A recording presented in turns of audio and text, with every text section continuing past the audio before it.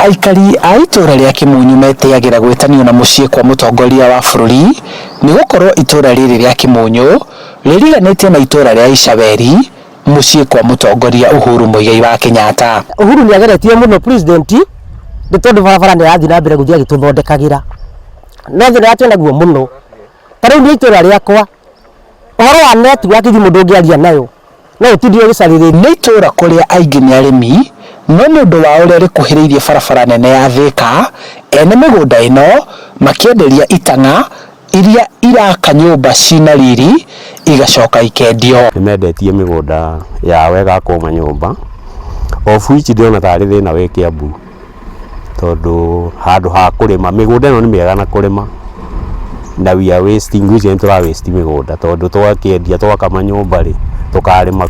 Ona gutuika barabara ni njake wega kuri kumwe kwena thina wa maĩ matheru ma kunywa no thina uyu ukiario na miheho ni gukorwo wanirira kwirikanaga mubunge wa Gatundu ya muhuro ciake ciaragio ibacĩrĩirwo ndagagucokerie. Ndingienda kunyitanĩra nake irumi icio ciake koguo ndikwenda kwaria horo wake. No bara ni urakimiona uguo tukwenda inyuĩ mutwarĩrĩrie rĩu kũrĩa twari tukanoga tumenya tukwĩra maĩ tuge mitungi thi tondu tungĩtĩra utongoria witũ wa president witũ twiga mitungi thi.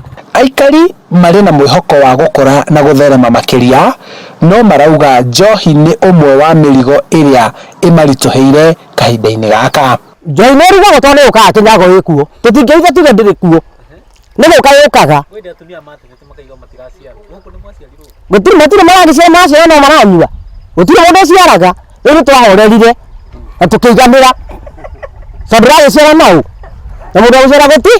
Itura riri nirio gicicio kia mucii munene wa Gatundu na ageni aingi nio mahitukagira haha o muthenya magicera kuingira matura mangi ma Gatundu ya muhuro. Wendi wa aikari a itura riri ni kuheo maĩ matheru ma kunywa na barabara ciothe iria cingirite matura-ini matiganite gwikirwo rami ni gukorwo itura riri nirio kihingo gia kuingira mucii kwa mutongoria wa bururi. Handu-ini ha Ndoro TV kuma itura-ini ria Kimunyu Gatundu ya muhuro kaunti-ini ya Kiambu njitagwo Charles Gikunga wa Kariuki.